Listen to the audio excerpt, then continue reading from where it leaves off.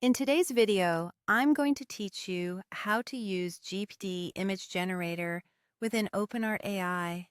Start on the OpenArt homepage. Hover your cursor over the image category so you can see the creation options. When the menu appears, click Create Image to open the image workspace. On the left panel, look for the section labeled Select Model or Character and click the Switch button. This is where you choose the engine that will generate your images. In the model picker, use the search bar and type GPT. From the results, select GPT Image 1.5.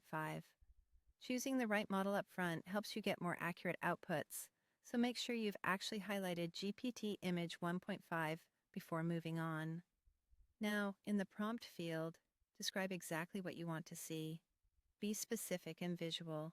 For example, you might write, cozy cottage surrounded by wildflowers, warm golden hour light, soft textures, a winding stone path, and a gentle haze in the distance. Adding details about mood, lighting, style, or composition gives the model clearer direction and typically leads to better results.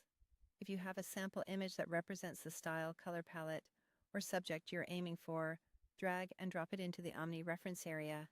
This doesn't replace your prompt. It complements it by guiding the visual tone.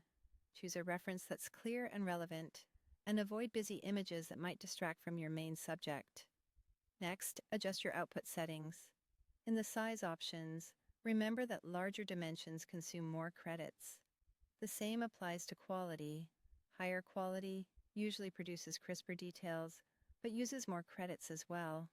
Balance your needs with your credit budget. For quick explorations, a moderate size and standard quality work well. For final renders, consider stepping up both. Select the specific size and quality you prefer so they're applied to this generation. Then set how many images you want to create in one go. Generating multiple variations can help you compare compositions and pick a favorite without rewriting your prompt. When everything looks good, click Create. The system will process your request, which may take a moment depending on your settings and server load. Be patient and let the model finish rendering.